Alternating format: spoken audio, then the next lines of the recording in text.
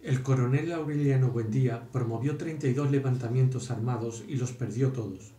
Tuvo 17 hijos varones de 17 mujeres distintas que fueron exterminados uno tras otro en una sola noche antes de que el mayor cumpliera 35 años. Escapó a 14 atentados, a 73 emboscadas y a un pelotón de fusilamiento. Sobrevivió a una carga de estricnina en el café que habría bastado para matar a un caballo. Rechazó la orden del mérito que le otorgó el presidente de la República. Llegó a ser comandante general de las fuerzas revolucionarias con jurisdicción y mando de una frontera a la otra, y el hombre más temido por el gobierno, pero nunca permitió que le tomaran una fotografía. Declinó la pensión vitalicia que le ofrecieron después de la guerra y vivió hasta la vejez de los pescaditos de oro que fabricaba en su taller de Macondo. Aunque peleó siempre al frente de sus hombres, la única herida que recibió se la produjo él mismo después de firmar la capitulación de Neerlandia, que puso término a casi 20 años de guerras civiles. Se disparó un tiro de pistola en el pecho y el proyectil le salió por la espalda, sin lastimar ningún centro vital. Lo único que quedó de todo eso fue una calle con su nombre en Macondo. Sin embargo, según declaró pocos años antes de morir de viejo, ni siquiera eso esperaba la madrugada en que se fue con sus 21 hombres a reunirse con las fuerzas del general Vittorio Medina. Ahí te dejamos a Macondo, fue todo cuanto le dijo a Arcadio antes de irse. Te lo dejamos bien, procura que lo encontremos mejor. Arcadio le dio una interpretación muy personal a la recomendación. Se inventó un uniforme con galones y charreteras de mariscal, inspirado en las láminas de un libro de Melquiades, y se colgó al cinto el sable con borlas doradas del capitán fusilado. Emplazó las 2 piezas de artillería a la entrada del pueblo. Uniformó a sus antiguos alumnos, exacerbados por sus proclamas incendiarias, y los dejó vagar armados por las calles para dar a los forasteros una impresión de invulnerabilidad. Fue un truco de doble filo, porque el gobierno no se atrevió a atacar la plaza durante 10 meses, pero cuando lo hizo descargó contra ella una fuerza tan desproporcionada que liquidó la resistencia en media hora. Desde el primer día de su mandato, Arcadio reveló su afición por los bandos. Leyó hasta 4 diarios para ordenar y disponer cuanto le pasaba por la cabeza. Implantó el servicio militar obligatorio desde los 18 años. Declaró la utilidad pública de los animales que transitaban por las calles después de las 6 de la tarde e impuso a los hombres mayores de edad la obligación de usar un brazal rojo. Recluyó al padre Nicanor en la casa cural, bajo amenaza de fusilamiento, y le prohibió decir misa y tocar las campanas como no fuera para celebrar las victorias liberales. Para que nadie pusiera en duda la severidad de sus propósitos, mandó que un pelotón de fusilamiento se entrenara en la plaza pública disparando contra un espantapájaros. Al principio nadie lo tomó en serio. Eran, a fin de cuentas, los muchachos de la escuela jugando a gente mayor. Pero una noche, al entrar Arcadio en la tienda de Catarino, el trompetista de la banda los saludó con un toque de fanfarria que provocó las risas de la clientela, y Arcadio lo hizo fusilar por irrespeto a la autoridad. A quienes protestaron los puso a pan y agua con los tobillos en un cepo que instaló en un cuarto de la escuela. «Eres un asesino», le gritaba Úrsula cada vez que se enteraba de alguna nueva arbitrariedad. «Cuando Aureliano lo sepa, te va a fusilar a ti y yo seré la primera en alegrarme». Pero todo fue inútil. Arcadio siguió apretando los torniquetes de un rigor innecesario, hasta convertirse en el más cruel de todos los gobernantes que hubo nunca en Macondo. Ahora sufran la diferencia, dijo don Apolinar Moscote en cierta ocasión. Esto es el paraíso liberal. Arcadio lo supo. Al frente de una patrulla asaltó la casa, destrozó los muebles, vapuleó a las hijas y se llevó a rastras a don Apolinar Moscote.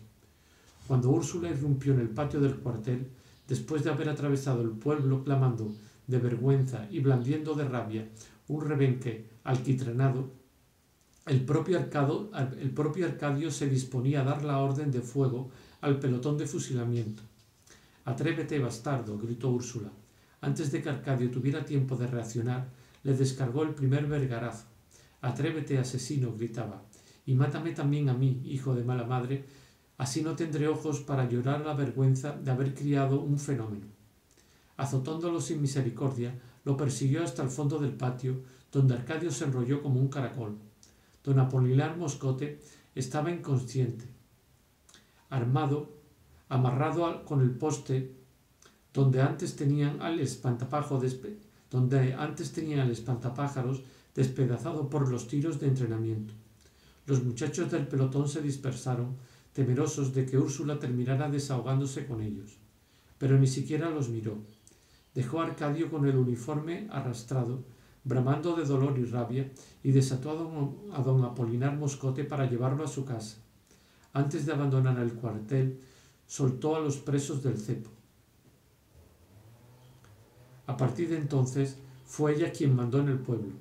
Restableció la misa dominical, suspendió el uso de los brazales rojos y descalificó los bandos atrabiliarios.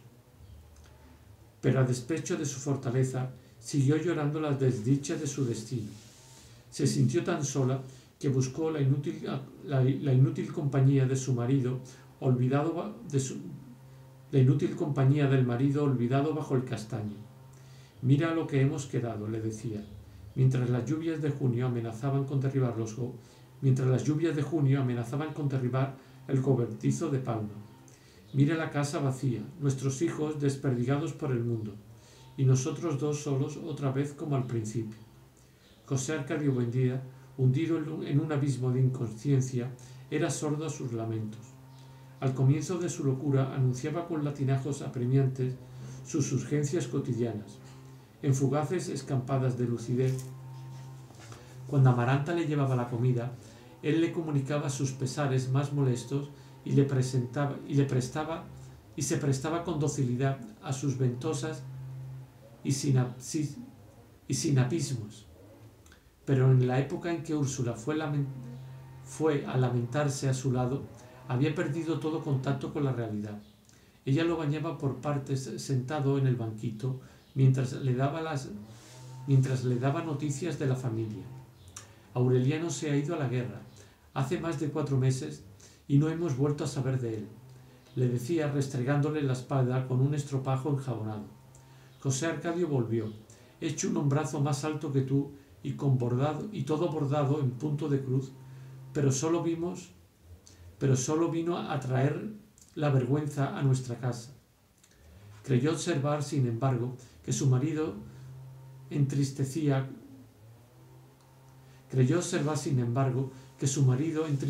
con las malas noticias. Entonces optó por mentirle.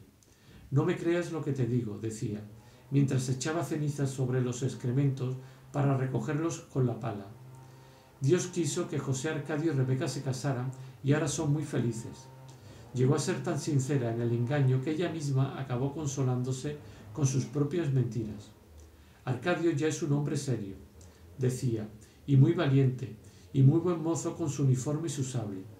Era como hablarle a un muerto, porque José Arcadio Buendía estaba ya fuera del alcance de toda preocupación. Pero ella insistió. Lo veía tan manso, tan indiferente a todo, que decidió soltarlo. Él ni siquiera se movió del banquito. Siguió expuesto al sol y a la lluvia, como si las sogas fueran innecesarias, porque un dominio superior a cualquier atadura invisible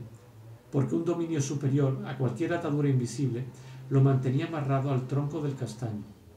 Hacia el mes de agosto, cuando el invierno empezaba a eternizarse, Úrsula pudo por fin darle una noticia que parecía verdad. «Fíjate que nos sigue atosigando la buena suerte», le dijo. «Amaranta y el italiano de la pianola se van a casar». Amaranta y Pietro Crespi, en efecto, habían profundizado en la amistad, amparados por la confianza de Úrsula, que esta vez no creyó necesario vigilar las visitas. Era un noviazgo crepuscular. El italiano llegaba al atardecer con una gardenia en el ojal y le traducía a Amaranta sonetos de Petrarca. Permanecía en el corredor sofocado por el orégano y las rosas, él leyendo y ella tejiendo encaje de bolillo, indiferentes a los sobresaltos y las malas noticias de la guerra, hasta que los mosquitos los obligaban a refugiarse en la sala. La sentencia de Amaranta, su discreta pero envolvente ternura, habían ido urdiendo en torno al novio una telaraña invisible que él tenía que apartar materialmente con sus dedos pálidos y sin anillos para abandonar la casa a las 8. Había hecho un precioso álbum con las tarjetas postales de Pietro Crespi que Pietro Crespi recibía de Italia. Eran imágenes de enamorados en parques solitarios, con viñetas de corazones flechados y cintas doradas sostenidas por palomas. Yo conozco este parque en Florencia, decía Pietro Crespi repasando las postales. Uno extiende la mano y los pájaros bajan a comer. A veces, ante una acuarela de Venecia, la nostalgia transformaba en tibios aromas de flores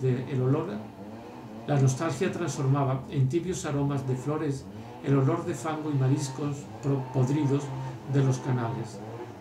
Amaranta suspiraba, reía, soñaba con una segunda patria de hombres y mujeres hermosos que hablaban una lengua de niños, con ciudades antiguas de cuya pasada grandeza solo quedaban los gatos entre los escombros. Después de atravesar el océano en su búsqueda, después de haberlo confundido con la pasión de los manoseos vehementes de Rebeca, Pietro Crespi había encontrado el amor. La dicha trajo consigo la prosperidad. Su almacén ocupaba entonces casi una cuadra y era un invernadero de fantasía, con reproducciones del campanario de Florencia que daban la hora con un concierto de carrillones y cajas musicales de Sorrento y polveras de China que cantaban al destapar las tonadas de 5 notas, y todos los instrumentos músicos que se podían imaginar y todos los artificios de cuerda que se podían concebir. Bruno Crespi, su hermano menor, estaba al frente del almacén porque él no se daba abasto para atender la escuela de música. Gracias a él, la calle de los Turcos, con su deslumbrante exposición de chucherías, se transformó en un remanso melódico para olvidar las arbitrariedades de Arcadio y la pesadilla remota de la guerra. Cuando Úrsula dispuso la reanudación de la misa dominical, Pietro Crespi le regaló al templo un armonio alemán, organizó un coro infantil y preparó un repertorio gregoriano que puso una nota espléndida en el ritual taciturno del padre Nicanor. Nadie ponía en duda que haría de Amaranta una esposa feliz, sin apresurar los sentimientos, dejándose arrastrar por la fluidez natural del corazón. Llegaron a un punto en que solo hacía falta fijar la fecha de la boda. No encontrarían obstáculos. Úrsula se acusaba íntimamente de haber torcido con aplazamientos reiterados el destino de Rebeca y no estaba dispuesto a acumular remordimientos.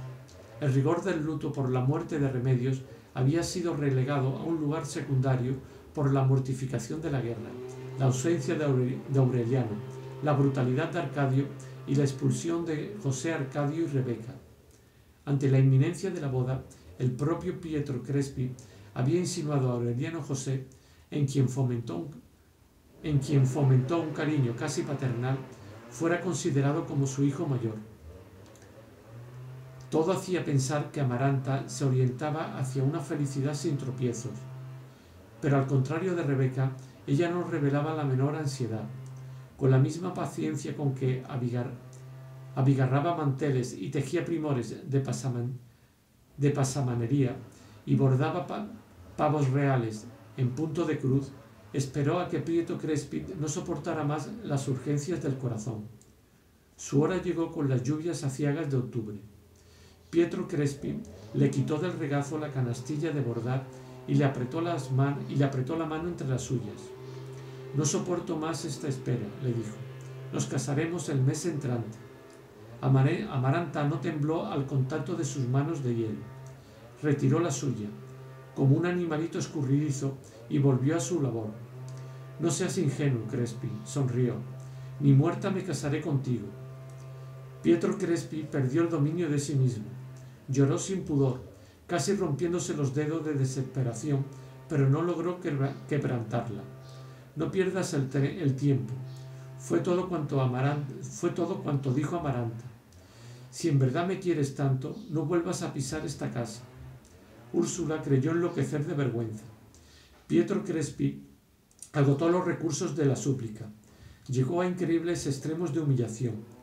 Lloró toda una tarde en el regazo de Úrsula, que hubiera vendido el alma por consolarla. En noches de lluvia se le vio merodear por la casa con un paraguas de seda, tratando de sorprender una luz en el dormitorio de Amaranta. Nunca estuvo mejor vestido que en esa época. Su augusta cabeza, de emperador atormentado, adquirió un extraño aire de grandeza.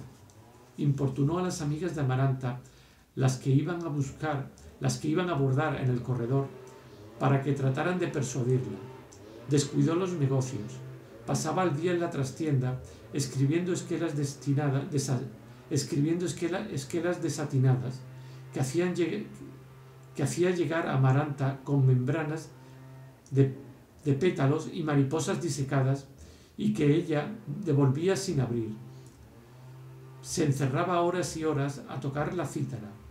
Una noche cantó. Macondo despertó en una especie de estupor, angelizado por una cítara que no merecía ser de este mundo y una voz como no podía concebirse que hubiera otra en la tierra con tanto amor. Pietro Crespi vio entonces la luz de todas las ventanas del pueblo, menos en la de Amaranta. El 2 de noviembre, día de todos los muertos, el hermano abrió el almacén y encontró todas las lámparas encendidas y todas las cajas musicales destapadas y todos los relojes trabados en la hora interminable.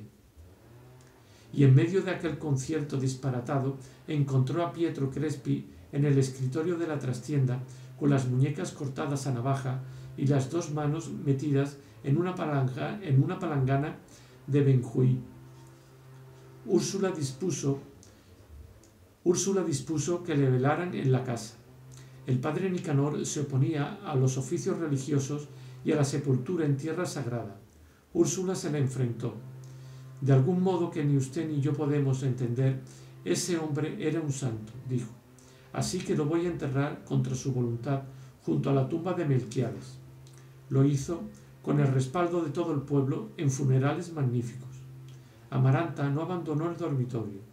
Oyó desde su casa el llanto de Úrsula, los pasos y murmullo de la multitud que invadió la casa, los aullidos de las plañideras y luego un hondo silencio oloroso a flores pisoteadas.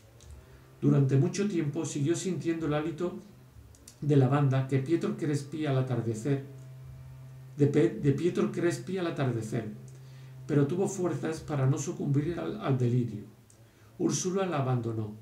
Ni siquiera levantó los ojos para apiadarse de ella la tarde en que Amaranta entró en la cocina y puso la mano en las brasas del fogón hasta que le dolió tanto que no sintió más dolor sino la pestilencia de su propia carne chamuscada. Fue una cura de burro para el remordimiento. Durante varios días anduvo por la casa con la mano metida en un tazón con claras de huevo, y cuando sanaron las quemaduras pareció como si las claras de huevo hubieran cicatrizado también las úlceras de su corazón. La única huella extensa que le dejó la tragedia fue la venda de gasa negra que se puso en la mano quemada y que había de llevar hasta la muerte. Arcadio dio una rara muestra de generosidad al proclamar mediante un bando el duelo oficial por la muerte de Pietro Crespi. Úrsula lo interpretó como el regreso del cordero extraviado, pero se equivocó. Había perdido a Arcadio no desde que vistió el uniforme militar, sino desde siempre. Creía haberlo criado como a un hijo, como crió a Rebeca, sin privilegios ni discriminaciones. Sin embargo, Arcadio era un niño solitario y asustado durante la peste del insomnio. En medio de la fiebre utilitaria de Úrsula, de los delirios de José Arcadio Buendía, del hermetismo de Aureliano, de la rivalidad mortal entre Amaranta y Rebeca. Aureliano le enseñó a leer y a escribir pensando en otra cosa, como lo hubiera hecho un extraño. Le regalaba su ropa para que Visitación la redujera cuando ya estaba de tirar. Arcadio sufría con sus zapatos demasiado grandes, con sus pantalones remendados, con sus nalgas de mujer. Nunca logró comunicarse con nadie mejor que lo hizo con Visitación y Cataure en su lengua.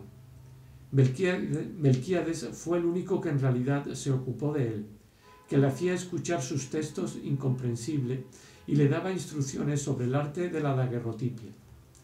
Nadie se imaginaba cuánto lloró su muerte en secreto, y con qué desesperación trató de revivirlo en el estudio inútil de sus papeles. La escuela, donde se le ponía atención y se le prestaba,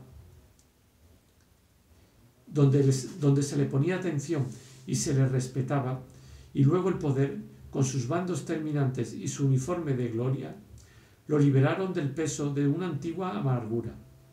Una noche, en la tienda de Catarino, alguien se atrevió a decirle: «No mereces el apellido que llevas». Al contrario de lo que todos esperaban, Arcadio no lo hizo fusilar. «A mucha honra», dijo, «no soy un buen día». Quienes conocían el secreto de su filiación pensaron por aquella réplica que también él estaba al corriente, pero en realidad no lo estuvo nunca. Pilar Ternera, su madre, que le había hecho hervir la sangre en el cuarto de daguerrotipia, fue para él una obsesión tan irresistible como lo fue primero para José Arcadio y luego para Aureliano. A pesar de que había perdido sus encantos y el esplendor de su risa, él la buscaba y la encontraba en el rastro de su olor de humo. Poco antes de la guerra, un mediodía en que ella fue más tarde que de costumbre a buscar a su hijo menor a la escuela, Arcadio la estaba esperando en el cuarto donde solía hacer la siesta y donde después instaló el cepo. Mientras el niño jugaba en el patio, él esperó en la hamaca, temblando de ansiedad, sabiendo que Pilar Ternera tenía que pasar por ahí. Llegó. Arcadio la agarró por la muñeca y trató de meterla en la hamaca. «No puedo, dijo Pilar Ternera horrorizada. «No te imaginas cómo quisiera complacerte, pero Dios es testigo que no puedo». Arcadio la agarró por la cintura con su tremenda fuerza hereditaria y sintió que el mundo se borraba al contacto de su piel. «No te hagas la santa», decía.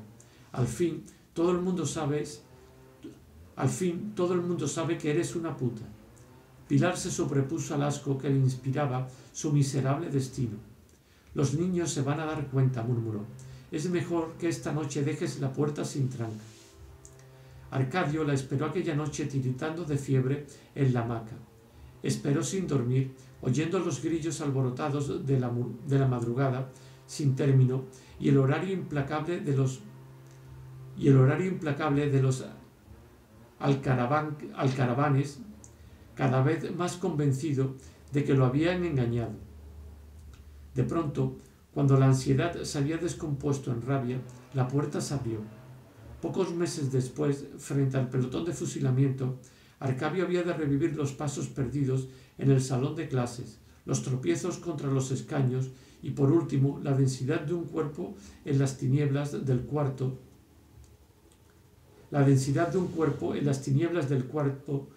Del cuarto y los latidos del aire bombeado por un corazón que no era el suyo. Extendió la mano y encontró otra mano con dos sortijas en un mismo dedo que estaba a punto de naufragar en la oscuridad.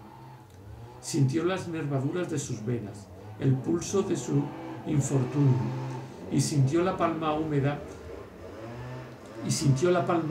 con la línea de la vida tronchada en la base del pulgar por el zarpazo de la muerte. Entonces comprendió que no era esa la mujer que esperaba, porque no olía a humo sino a brillantina de florecitas, y tenía los senos inflados y ciegos con pezones de hombre, y el sexo pétreo y redondo como una nuez, y la ternura caótica de la inexperiencia exaltada. Era virgen y tenía el nombre inverosímil de Santa Sofía de la Piedad. Pilar Ternera le había pagado 50 pesos, la mitad de sus ahorros de toda la vida, para que hiciera lo que estaba haciendo.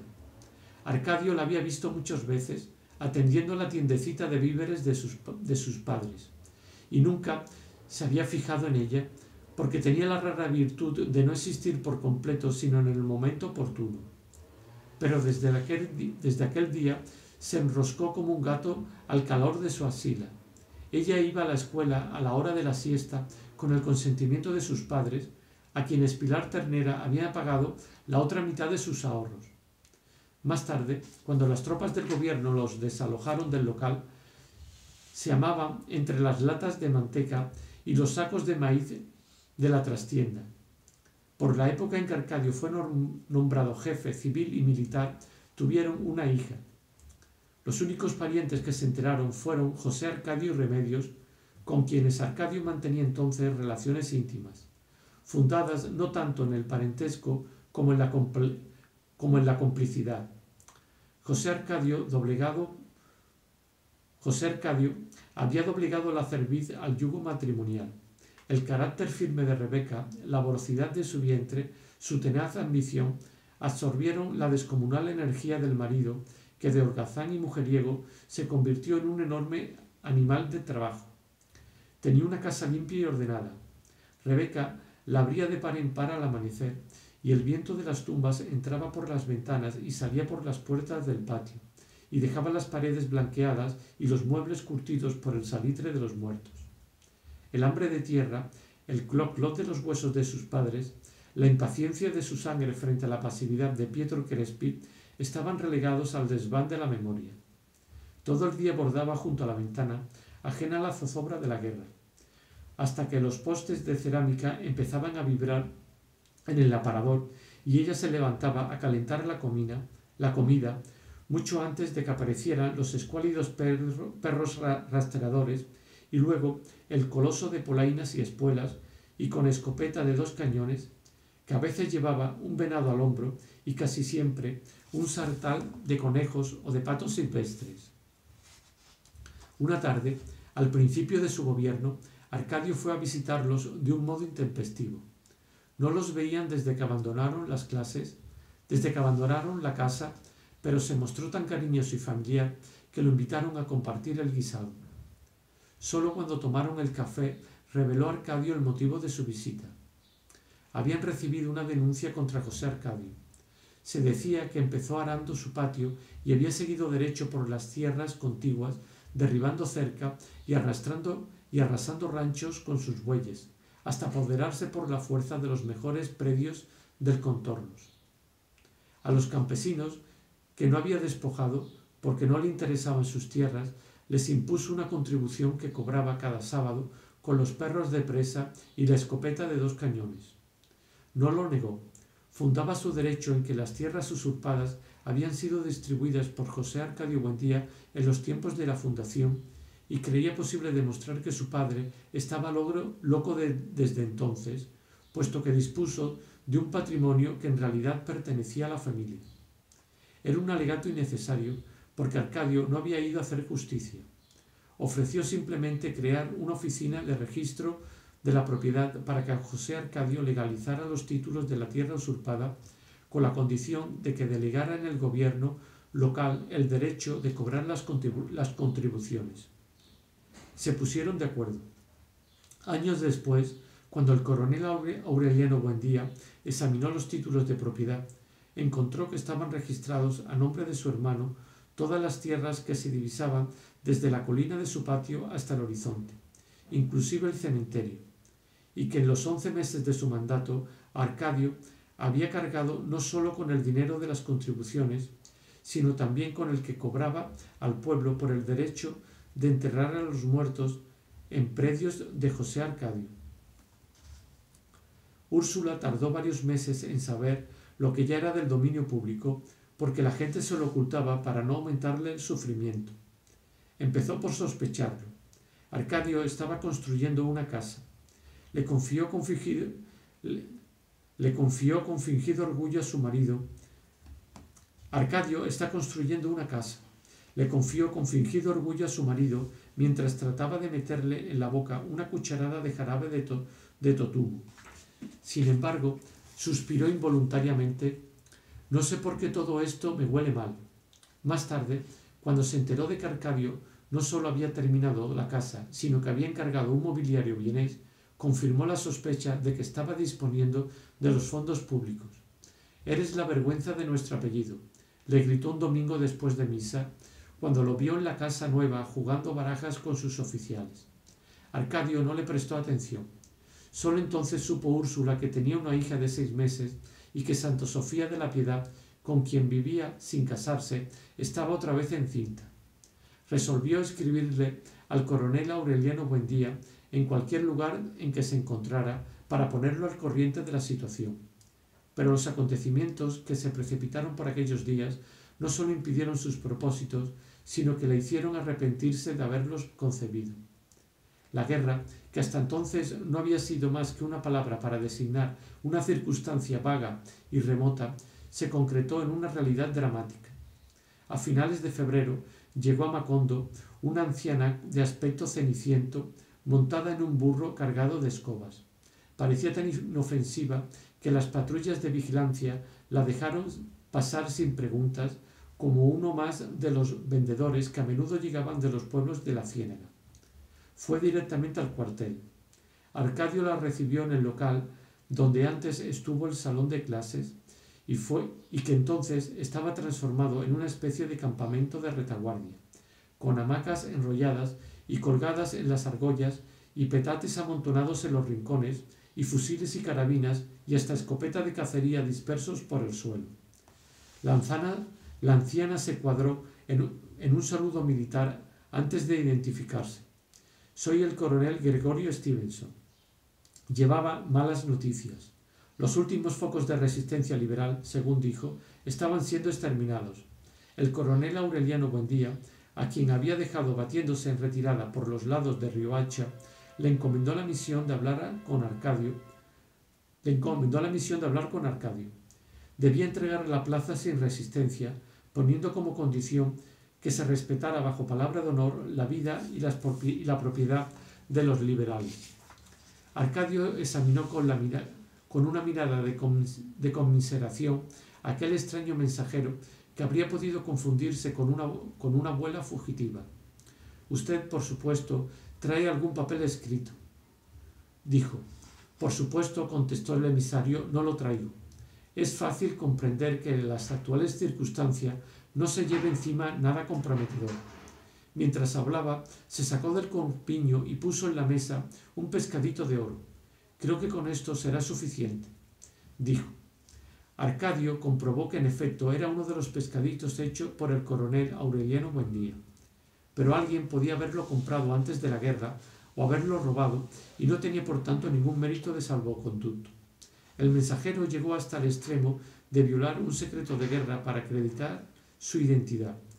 Reveló que iba en misión a Curazao, donde esperaba reclutar exiliados de todo el Caribe y adquirir armas y pertrechos suficientes para intentar un desembarco a fin de años. Confiado en este plan, el coronel Aureliano Buendía no era partidario de que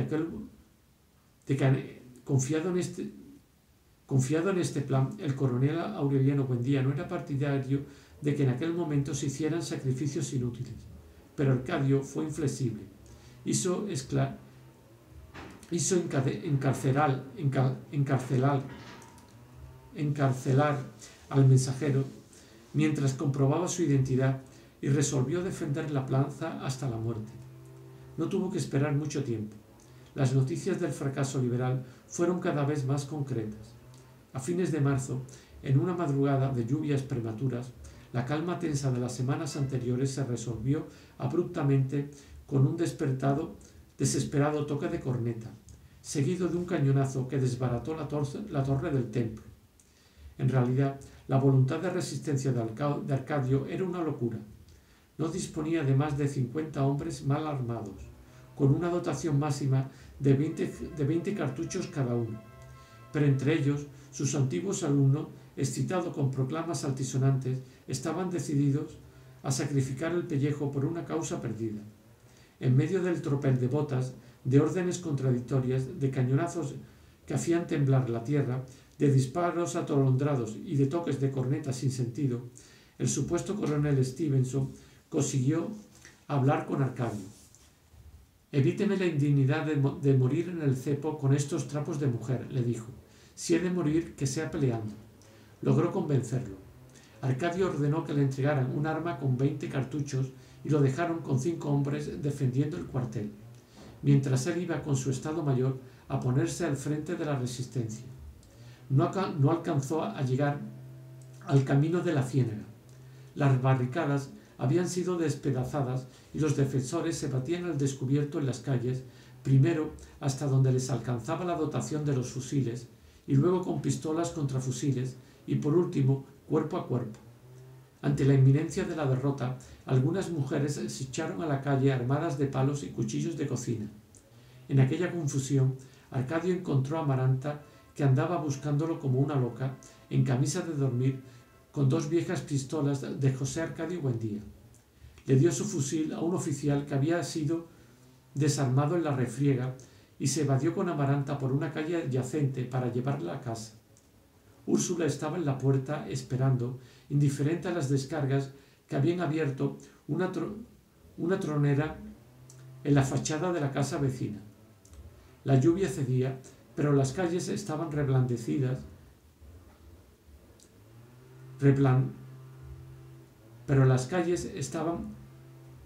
resbaladizas y blandas como jabón derretido, y había que adivinar las distancias en la oscuridad.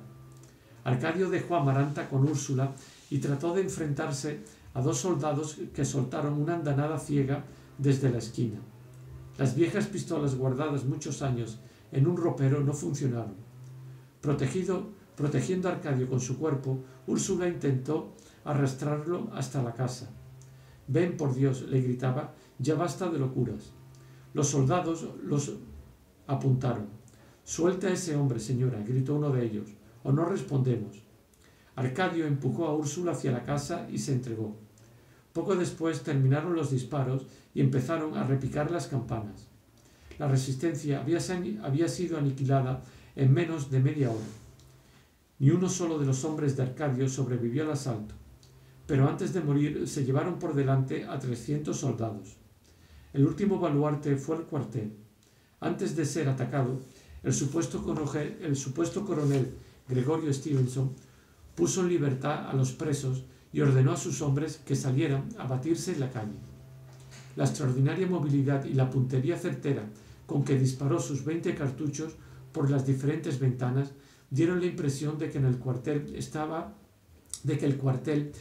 bien resguardado y los atacantes lo despedazaron a cañonazos. El capitán que dirigió la operación se asombró de encontrar los escombros desiertos y un solo hombre en calzoncillos, muerto, con el fusil sin carga, todavía agarrado por un brazo que había sido arrancado de cuajo. Tenía la frondosa cabellera de mujer enrollada en la nuca con una peineta. Tenía una frondosa cabellera de mujer enrollada en la nuca con una peineta y en el cuello un escapulario con un pescadito de oro. Al voltearlo con la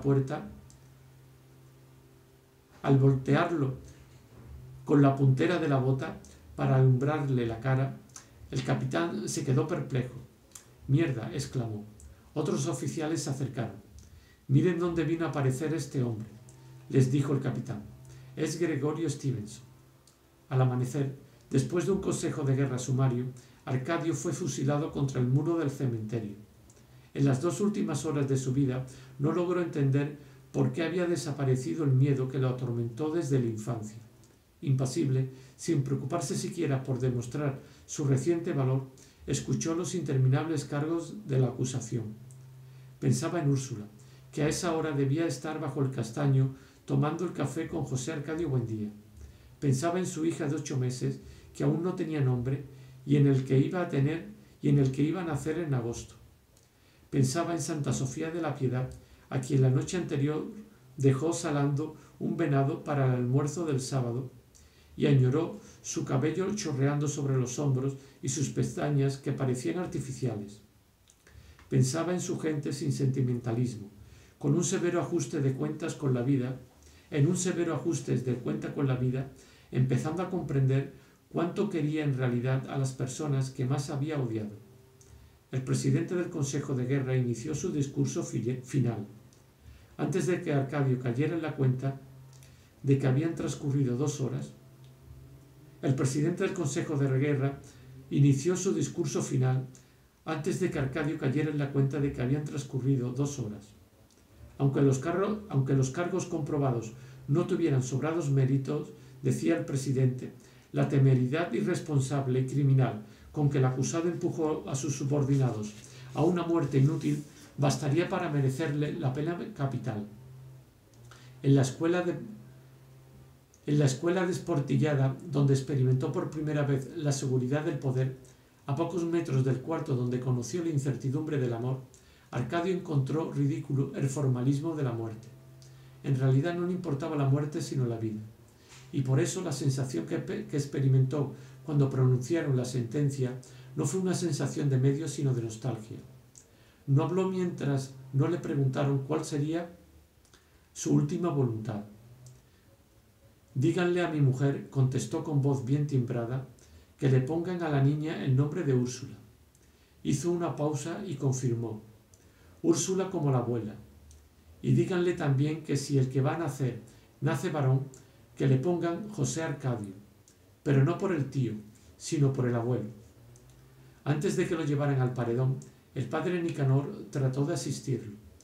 No tengo nada de qué arrepentirme, dijo Arcadio, y se puso a las órdenes del pelotón después de tomarse una taza de café negro. El jefe del pelotón, especialista en ejecuciones sumarias, tenía un nombre que era mucho más que una casualidad: Capitán Roque Carnicero. Camino del cementerio, bajo la llovizna persistente, Arcadio observó que en el horizonte despuntaba un miércoles radiante. La nostalgia se desvanecía con la niebla y dejaba en su lugar una inmensa curiosidad. Solo cuando le ordenaron ponerse de espaldas al muro, Arcadio vio a Rebeca con el pelo mojado y un vestido de flores rosadas abriendo la casa de par en par. Hizo un esfuerzo para que lo reconociera. En efecto, Rebeca miró casualmente hacia el muro y se quedó paralizada de estupor, y apenas pudo reaccionar para hacerle a Arcadio una señal de adiós con la mano. Arcadio le contestó en la misma forma. En ese instante le apuntaron las bocas ahumadas de los fusibles y oyó letra por letra las encíclicas cantadas de Melquiades, y sintió los pasos perdidos de Santa Sofía de la Piedad, Virgen, en el salón de clases, y experimentó en la nariz la misma dureza de hielo que le había llamado la atención en las fosas nasales del cadáver de Remedios. Ah, carajo, alcanzó a pensar. Se me olvidó decir que si nacía mujer le pusieran Remedios. Entonces, acumulado en un zarpazo desgarrador, volvió a sentir todo el terror que le atormentó en la vida. El capitán dio la orden de fuego. Arcadio apenas tuvo tiempo de sacar el pecho y levantar la cabeza, sin comprender de dónde fluía el líquido ardiente que le quemaba los muslos. «Cabrones», gritó, «¡viva el Partido Liberal!».